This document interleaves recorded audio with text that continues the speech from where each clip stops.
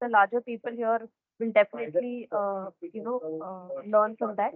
So quickly to the rest of the people, just to introduce you and Abhishek, you can do that further also add on that.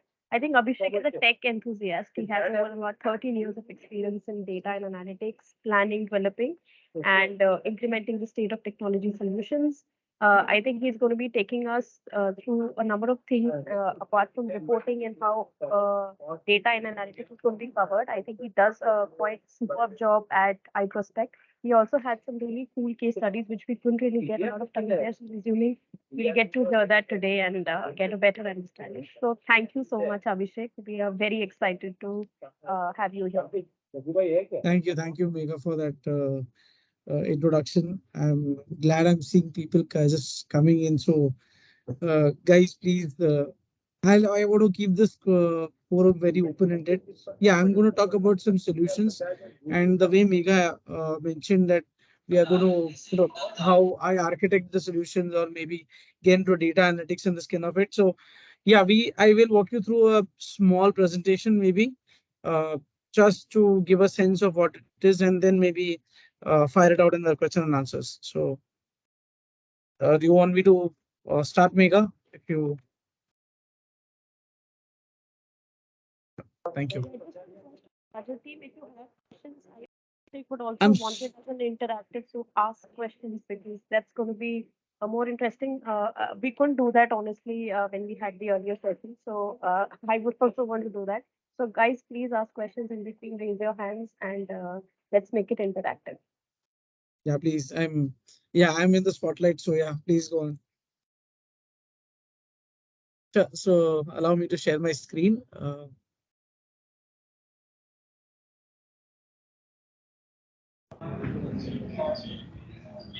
So 1 minute.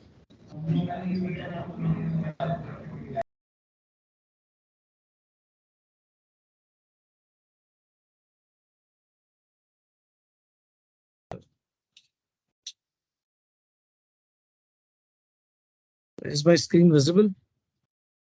Yes. Yes. Thank you. Well, so here we begin. Hi, my name is Abhishek Balsara. Megha has given me given a lovely introduction about it. Uh, so start with, I manage the entire analytics and technology piece with iProspect, and that is pretty much we wrangle around with the data as well as look at all the client queries on the websites or the campaign pages and come what may in terms of technology. So just talking about the key solutions, which are our expertise, I would say, yeah, surely data analytics is one of it. User journey optimization, particularly picking out, you know, scrubbing the data and understanding how the users are going to flow across various websites, or maybe a campaign, or maybe your app, whatever it is. Also, not only to limit it to that, but also getting into the reporting in the dashboard. That is the need of the hour. That's ask of every client uh, today, that we need a reporting solution. Come what may, we are able to see the data, but we don't want to hop around from multiple ad consoles or so. Not even in analytics. I want something which is quick and handy right in front of me. So reporting and dashboards are the key or the talk of the town. Technology piece is very vast to explain, but what key solutions are there existing with us in my team? I'm going to talk about those in the technology piece and data science. We keep on hearing this topic every now and then, and I'm sure some people out here must have explored Chat GPT and everything. So please don't ask me questions on Chat GPT. I have not yet explored the architecture, but yeah, actively I'm using it. So yeah. Uh, Going on the next part, actually, what all services are covered in the analytics? We are a premium partner for GA360. Just to take a pause and explain this particular part is, iProspect has has a capability to license GA360 to the consumers who are looking to upgrade their analytics from a standard to a premium service. So iProspect is the licensing partner along with Google. And moving across, we have GA for migration, which is particularly very prevalent in the coming 3 months, because every client which I am interacting with has woken up from sleep and now they are saying that, okay, GA4, what do we do? So it was all there, right there. Announcements were made timely, but people have woken up just 2 or 3 months before the deadline. Then data analytics, conversion rate optimization, reporting dashboard, and data science. We're going to talk a bit about each and everything in the coming slides. Now, if I talk about the active services, these are the clients under which we are active right now. Pepperfry and Biba being our e-commerce giants, then India Store Angel One and ICICI Bank and so on. So these are a couple of clients into the analytics space. On the technologies side, we have particularly the entire end-to-end, planning and development of websites, may be apps, may be websites. We also get into the optimization part, because only developing a website and keeping it doesn't make sense. You really need to optimize that so that the user are able to see a good and a kick-ass website, I would say. And optimization plays a very crucial role when you are developing a website or when you are even maintaining a website. Then apart from that, there are solutions like lead management system. We have key people in the server architecture management. Also, quick and easy campaign pages or microsites and social platform integration. And some clients under them are, the top one is definitely Dabur, Piramal, Amante, Biba, and all. So these are definitely under the technology bit. Moving on to the first topic which I want to cover, and that is definitely reporting and dashboards. So usually it happens that clients keep on coming us to us and saying that uh, I have already invested a lot of things in the entire performance piece. You're managing our analytics, everything is there right with you, but then why there is no dashboard? So the thing is that how do we address this particular part? With our Dentsu Connect as a platform, we have a very beautiful tool with us, which is called as Data Refinery. Previously, I had covered iAnalyze of Mega. You can recollect the session which I had done on Know Your Business. There, I had spoken about iAnalyze, pretty much in the similar lines. This is Yep. right a tool which is built out of Dentsu Connect, which is called as Yep. Data Refinery. Now, this tool is built on four different key pillars. One is definitely to collect that entire information. One is to transform that information, because just collection is not going to help. You transform it to a readable format, you analyze it. So you technically bring that into a piece where you can actually plug it to a visualization editor like a Power BI or a Looker Studio. So this is the flow in a very normal and a simple term. You collect the data, you transform it, bring it into a readable form, and you visualize it using Power BI or Looker Studio. So that's pretty much data refinery.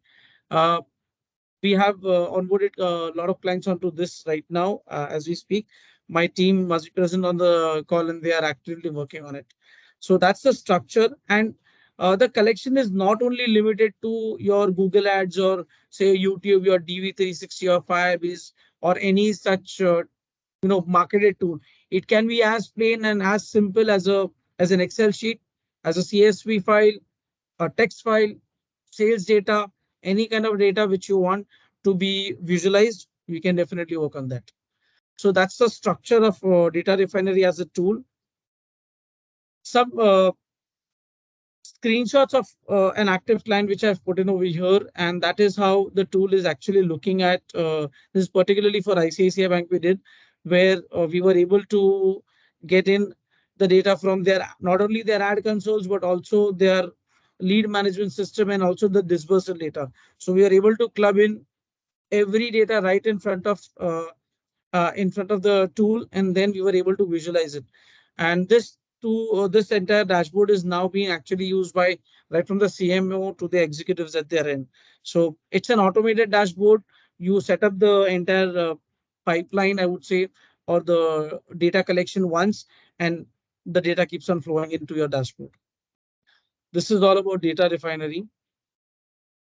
Any questions so far? If I want to just take a pause and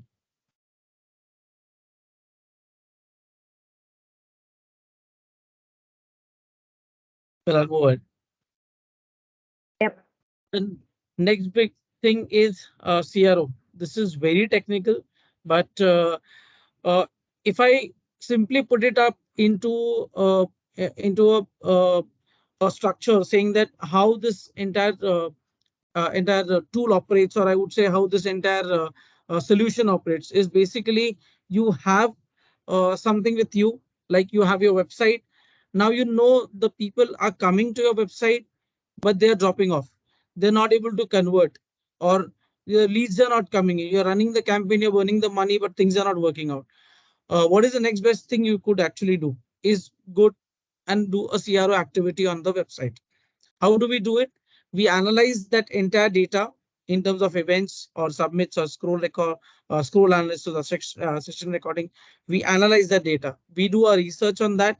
Whatever data has been gathered so far on analytics platforms, we do our research on it. Now we generate insights out of this, saying that, okay, an X campaign which ran is particularly to capture the leads.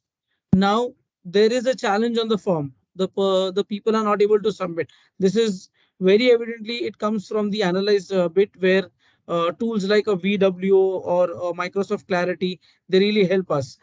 So we identify those key areas or the key gaps into that particular lead form.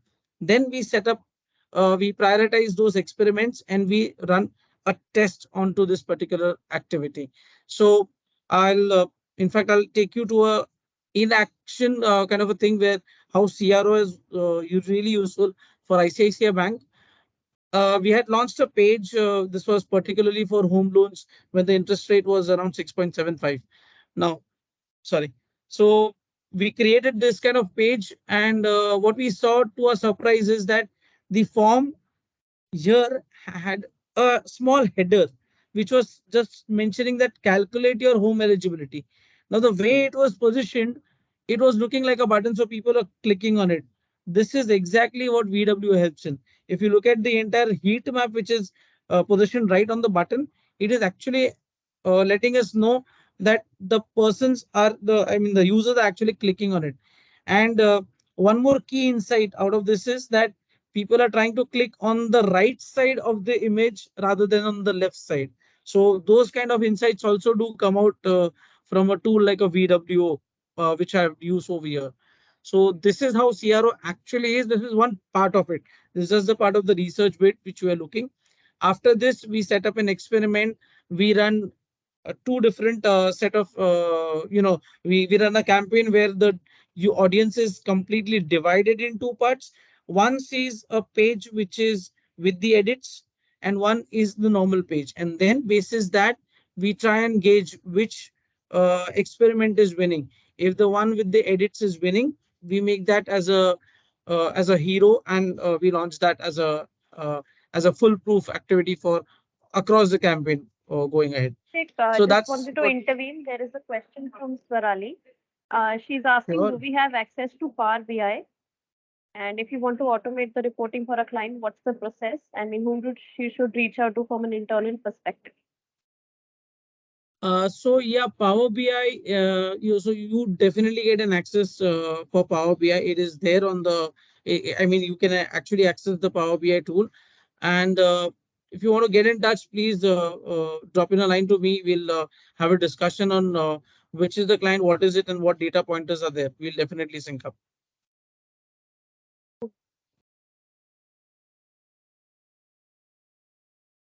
So this is CRO in action. One key point where VWO outshines. These are some clients where we had done other experiments also, like PNB, MetLife, KFC, and Viva, where with PNB, MetLife, we actually did a Google optimized experiment, and we had seen good number of session to lead coming in. So it was particularly very simple. We had just changed the menu to their hero product, and we saw an upliftment of 51% in the sessions. So just simple edits, and you see a huge benefit when you perform a CRO activity.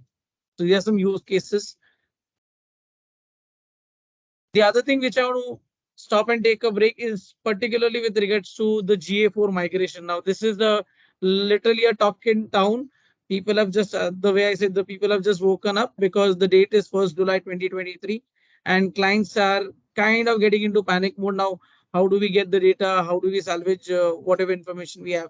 Because what we hear from Google that the entire platform is sunsetting. What do we do?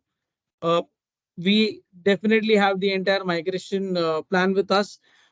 We cater to clients like Neil Kamal and EU Bank and the others, where we are actually taking up the entire migration activity. So migrate to Google Analytics 4. If you want to talk to a client, go talk to them. Tell them 1st July 2023 is the last for the standard Google Analytics users.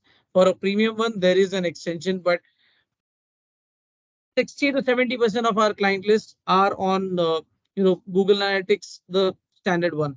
And 1st July 2023 is the benchmark when everything gets shut. The views, the analytics which we were actually looking at goes for a toss. Nothing will be tracked. You need to migrate to Google Analytics 4. So, like it or not, there are good advantages on the GA4 also, like it has ML algorithms built in the tool right itself. It is giving you a holistic view, not only of your website, but also your applications. So your mobile apps and everything, the entire view comes onto one particular tool, and it is really helpful for a client to make a decision across the entire spectrum of app and websites. So that's GA4. Now I'm going to talk about data science. Now, data science, and particularly, I'm going to touch upon the things on the marketing side that we usually, when I talk to clients after the advanced analytics session, they come up with these questions. Can we leverage machine learning? We've heard something about data science in marketing, or some modeling techniques, or how do I improve my inventory? Can AI be of any use in marketing? Definitely, to answer, data science is very wide, to be honest. And in fact, there was a session taken by Savio also previously where he had spoken about data science and AI. I'm going to talk about one simple, I would say tip. I'm trying to cover the tip of the iceberg. And if you scratch that also, it's going to make a huge difference in the marketing world. So how does data science and marketing work? Basically, you're looking at a holistic view of the consumer, his behavior. You analyze those patterns. So all this data is right present with us in terms of your lead management system or your customer, CRM systems. You have analytic platforms. People do collect data at various intervals. So you technically analyze this data across all the spectrum, and then you run machine learning models on this, maybe like a regression model or a KNN. These are all Python based machine learning models which you run, and then you draw out those insights, and eventually you plug it back into your campaigns, which gives you that effectiveness. You are able to target your audience in a very crisp fashion because the consumer behavior and the pattern analysis which you have done on the entire data gives you that right kind of a target audience for your campaigns. So at the end of the day, you end up saving those extra bucks from the client and pushing into the effectiveness of the campaign. So that's how data science is actually helping in the marketing world. Uh, what are the solutions, or what are the solutions actually used using these data science models? And I'm sure you may be hearing things like what is a recommendation engine or a lead propensity model.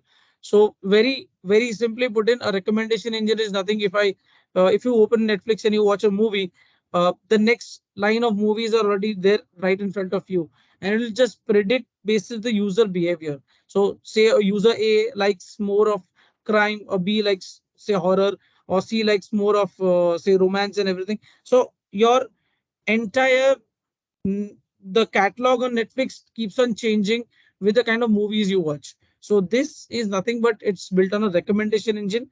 The model is there. We have taken this particular model itself, and I think Mega just mentioned about that use case, which actually one couple of accolades was with regards to we had done it for Angel One. It was a recommendation engine, but this was particularly using an offer. So during the COVID time, they had actually come up with a with a problem statement. In fact, just right before COVID, they came up with a statement saying that we want to improve our conversion rate and technically conversion rate for the demat account. And we have a lot of inventory, like we have around 5 to 7 lakh leads which is just sitting ideally. There is nothing happening on it. We are trying to do it with some basic modeling techniques, but it's not working out. So we took up the task. We went through the entire data, we studied it, we understood the behavioral pattern of the users, then from Google Analytics, and then we put that entire learning onto a machine learning algorithm. And over the period of the next 6 months, we actually saw the conversion rate going from 4%, which was their standard model, to 27.4% on the conversion ratio bit. So it was a very effective and an efficient model. This has won a lot of awards into the data science and the AI category. So that was one of the award-winning case study which we had with recommendation engine. Now, apart from recommendation engine, we do have solutions like lead propensity model, which uniquely identifies those cohorts which will definitely fill in a lead or subscribe to a service. It all depends on what kind of algorithm you want to build, how whom you want to target. So this model will actually run that entire analysis on the data which is collected, and then give out that particular audience and help you with that targeting, so that the next time you run a campaign, you're sure to get the higher CTRs, the click-through rates, and an effective campaign will be run through this model. So that's about lead propensity. The other thing we hear, and mostly it's with e-commerce, is customer lifetime value. We call it a CLV or CLTV. It's basically a metric I'm trying to find out who's my one or the bunch of users who keep on coming back to me and keep on spending that extra buck. How can I keep them engaged is one part of it, but how do I, you know, target certain campaigns right towards them so that I keep on getting more and more revenue from their additional purchases. So basically, it's nothing but it's a formula which has been applied actually. Average order value, purchase frequency, and then customer lifetime. These all data pointers are available in the analytical platforms which are there with the e-commerce giants. How it helps us? It helps us in acquiring new customers. You invest on them, uh, then you also try to nurture that additional value towards that unique customer who is actually giving you that extra buck. You also design loyalty programs and personalized remarketing campaigns, which gives you those kind of users. So CLTV definitely works in, and on the e-commerce, this is it's like a bread and butter for people. It's not something which has been built right now. It has been going on from long, but now data science coming into it, this model has become very easy to implement. The subset of this model is something called as a churn rate prediction, which ideally tries to find out those users who are on the verge of leaving your platform, or uninstalling that application. Can you really bring them back? Yes, it is possible. Again, there is a model written for that, which is churn rate prediction, which ideally targets those users. Because usually, as a user, if you look at it, we have our phones, we have multiple apps around it. Even if you talk about an e-commerce, we have Amazon, we have Flipkart, we have Myntra, Agio, all all they provide good amount of a good amount of a shopping experience. But sometimes you say that you have not purchased and you really don't need an application, you tend to uninstall. That is actually a bad thing for the client, and he'll try to retain you whatever mechanism is possible. So those nudges of emails or SMS or that additional coupon code is nothing but an outcome of a churn rate prediction. So now I'm getting into the technology bit. So I'm taking a short break to address any analytical questions you have so far.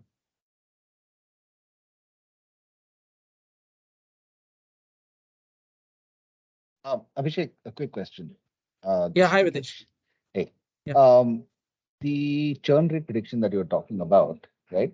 yeah. Uh, is the system just basically giving you a model and telling you these are the people at risk, or is it specifically giving strategies to say uh, what one can do to retain or bring them back It's into the okay. fold? Okay, okay, I get it. Nice, nice question, Ritesh. Basically, the model is actually telling me those users who are at a risk. It's not going to give me an insight or a strategy piece around it, but it's going to give me those bunch of users who will, you know, tentatively go and uninstall your application. So, kind of, then my strategy behind, remarketing them or bringing them back onto the application, asking them to do the purchase works on. That's a strategy piece, but the model actually gives you an insight into which users are actually going to leave your platform. Got it. Thank you. Thanks, Sudesh.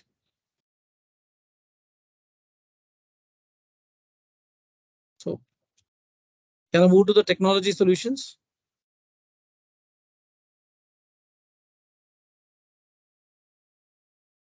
Okay, cool. So, on the technology side, it's as I mentioned, it's a vast array of things. You can develop small campaign pages, microsites, to a whole big blown website. All can be covered into this entire piece. Uh, some quick process which we usually follow, and we come across these questions that I want to change the look and feel of my website. It's not that upbeat. How do you better the performance?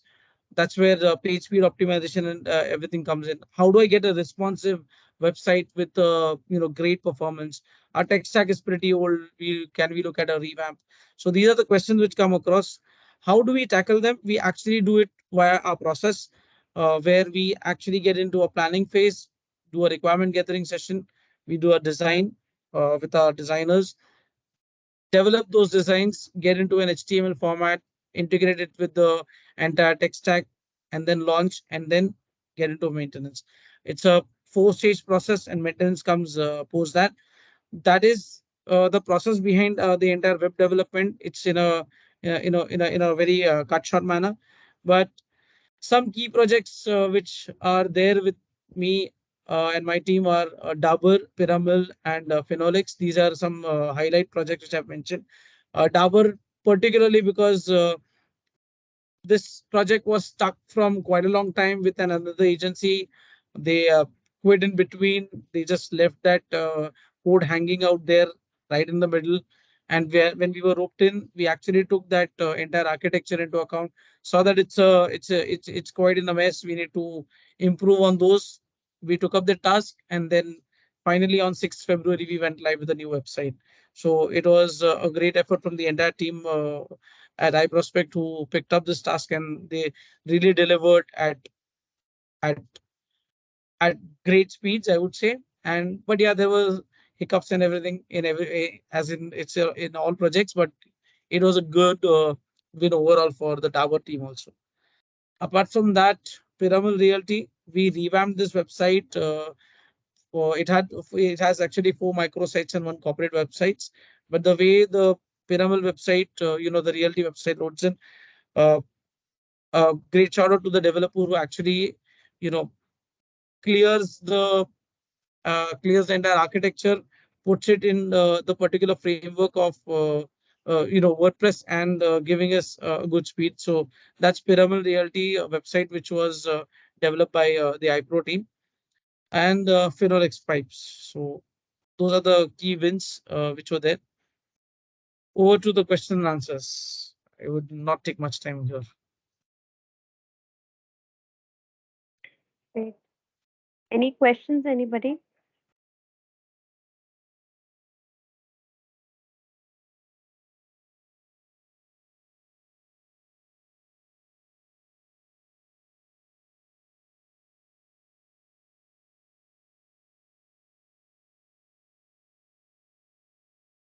Yes, I Yes, it. sir. Yeah, hi Abhishek, good evening. Hi, good evening. So my question is around data analytics being as a career choice for someone who is with a BTech degree and is currently working in a media agency.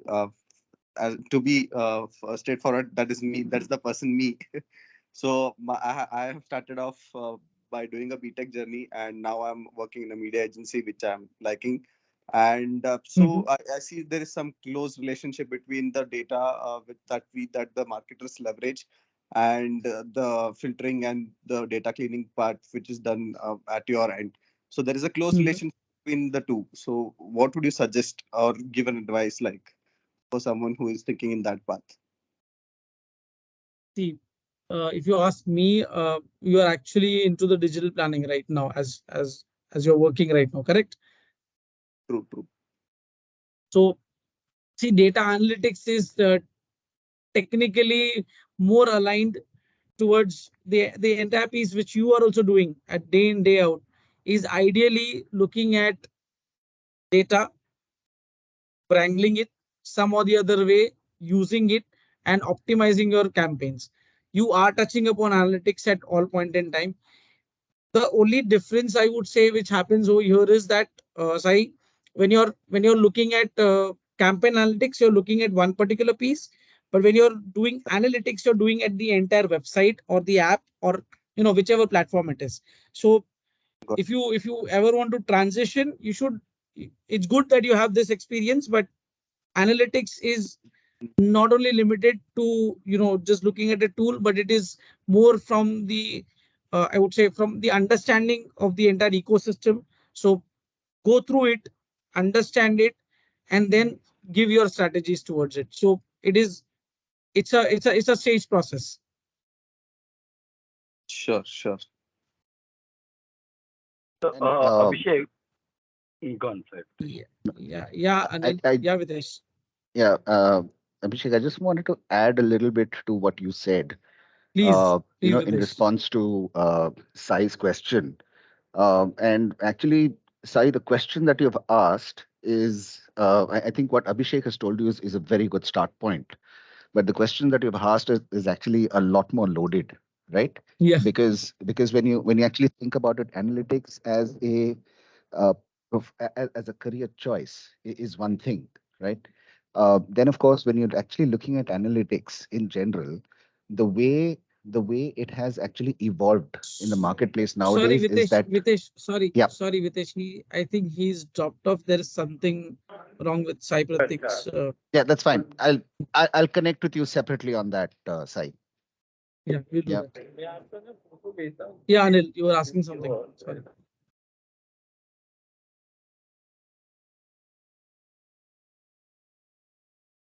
Hello, Anil.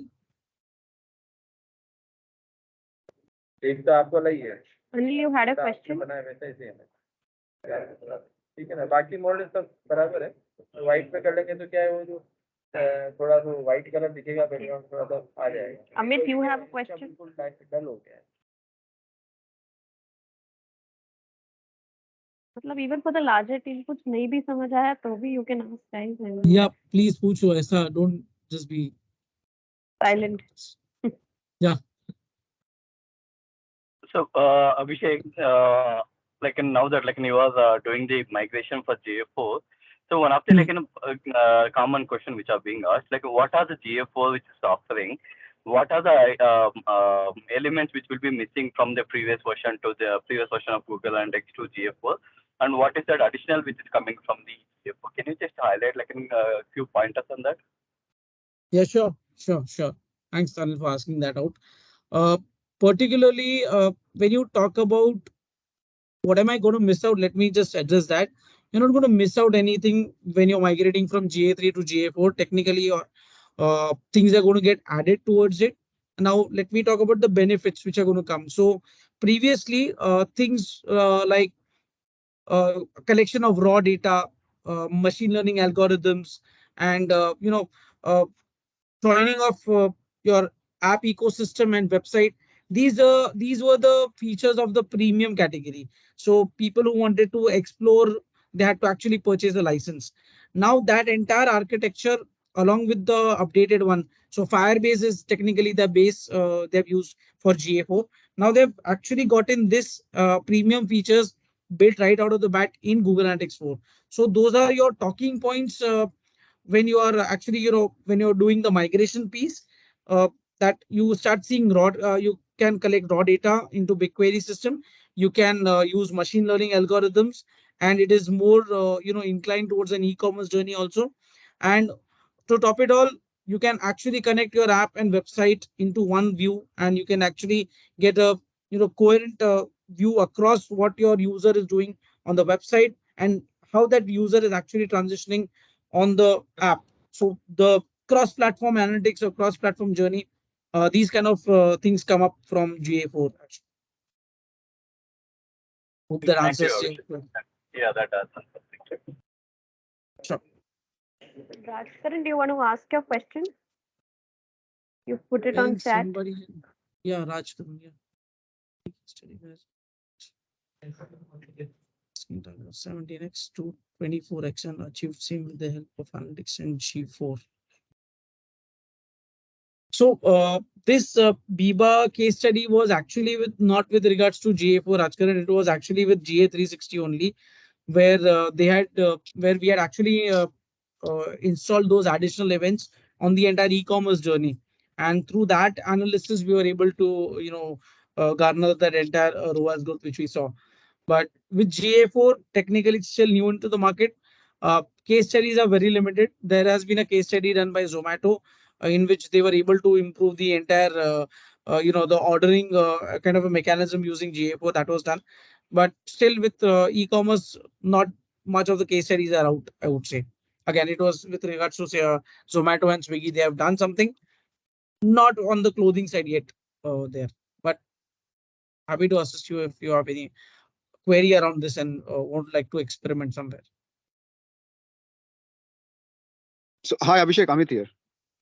Hi, Amit. Okay, so I just wanted to ask, like on like previously on GA360 or Universal Analytics, you Hmm. said Yeah.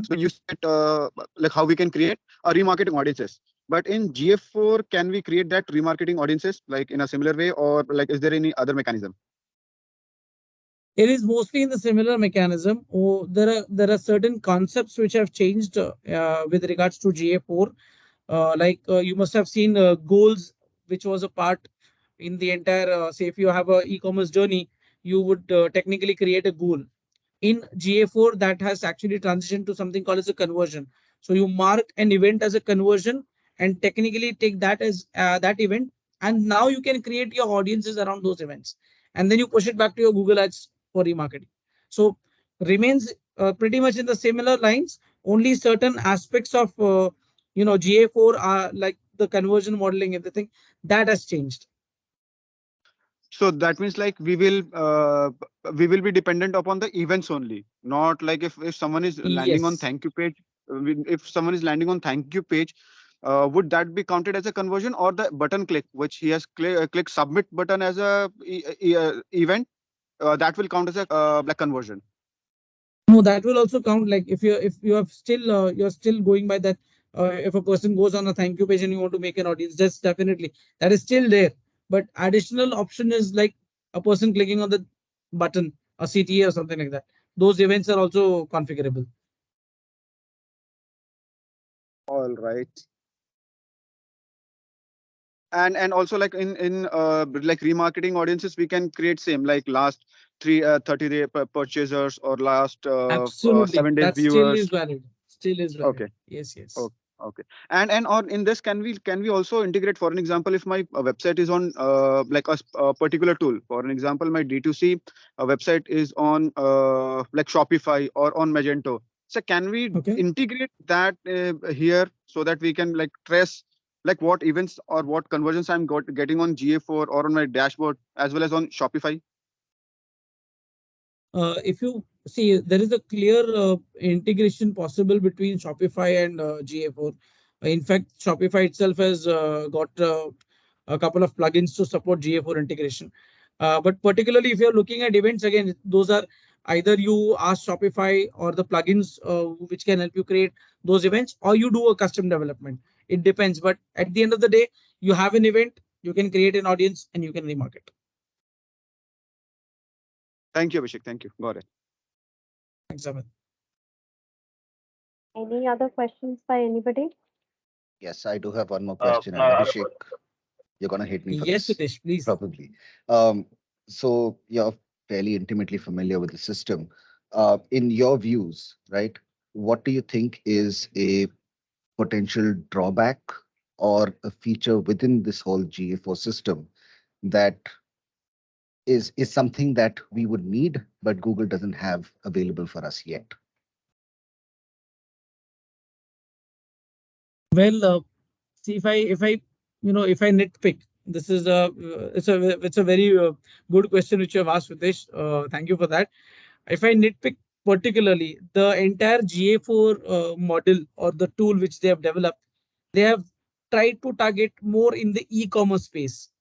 But there are websites in the BFSI, in the realty, or those kind of domains also where you cannot really put an e-commerce code, you cannot really optimize on the events. So that kind of something which is missing in the current tool as we speak. We are trying to I would say superimpose some e-commerce events onto a BFSI structure, try to use the machine learning, but it doesn't work out uh, very precise. It still fails. Yeah, yeah, got it. And I don't know about the others, but there is what you have just said is actually very significantly powerful, right? In terms of that kind of a limitation. I think what we need to brainstorm around is how we can get around it, right? Yes, Because a yes, lot of the clientele that we have are not necessarily going to be all e-commerce, right? So how do correct. we take this? How do we take this? How do we solution for it? Are there any connectors or wrappers or some foundations that we need to create over and above this, which actually we can claim as our own IP and be able to monetize that down the line? So so from that perspective is why I'm saying that's a very powerful observation. So thanks for that. Yes, Ritesh, absolutely with you on that. I am trying my hands on again, trying to use the Google ecosystem, but again, love to sync up with you on how do we actually get along with this, because I have a couple of codes which we can, scrub around and put it into some pipe. Yeah, Anil, sorry, you had a question. yeah. Thanks, Abhishek. So, Abhishek, after implementation of GA4, if at all, if I want to create an event, any custom event or something like that, does it require for me to indulge, like, take help from a developer as a marketer, as an analyst? Or can I only do it in the dashboard itself? To answer the question, it's a yes and a no. If you want pinpointed things, it's always better to do it via the assistance of a developer, because there particularly you will end up configuring those events on say the action which you are doing.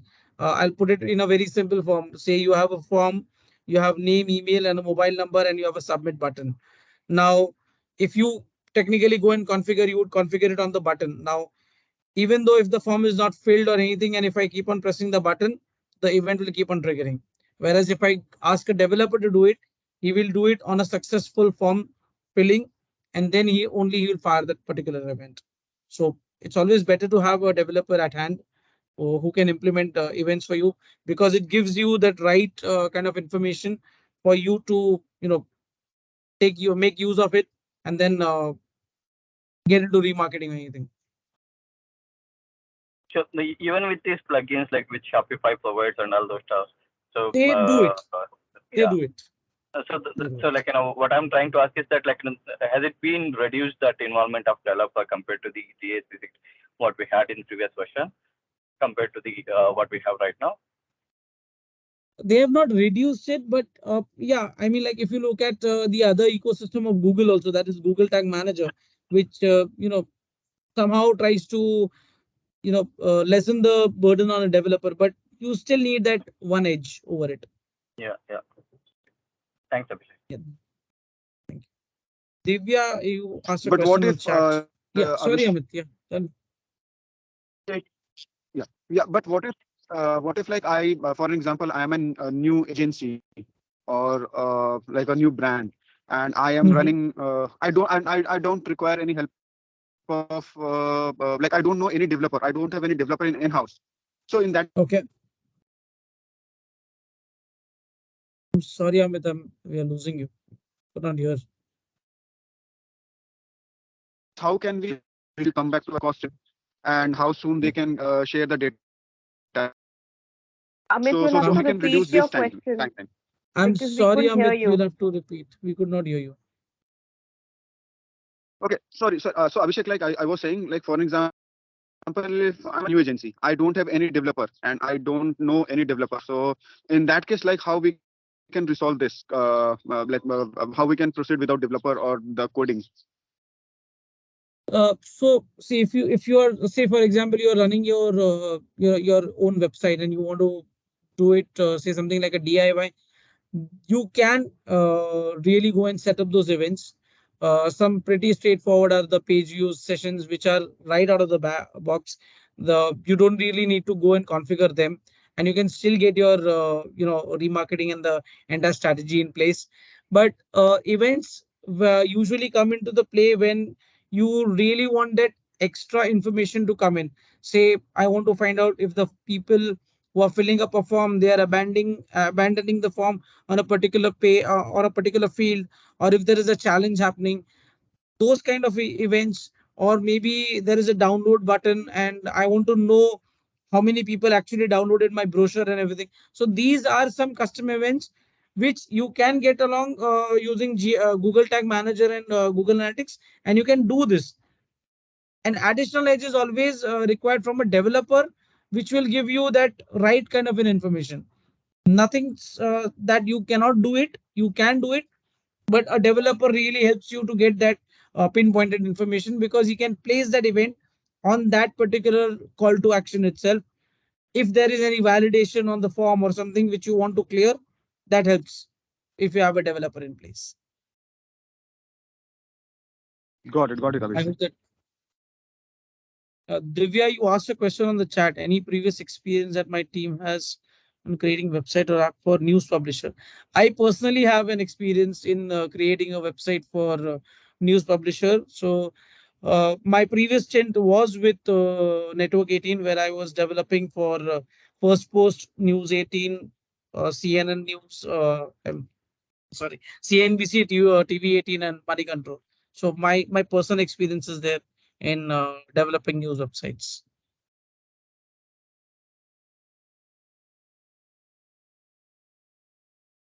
You any other questions, anybody? Otherwise, it's a long weekend and giving 10 minutes back is Yeah, always going to be very, very important. Any other it's really questions, great. anybody? Great. I think, Abhishek, no more questions. Thank you so much. I Thank you, think at Megha. least Thank you. with this, a lot of people know that whom to reach out next if they have any such questions going further.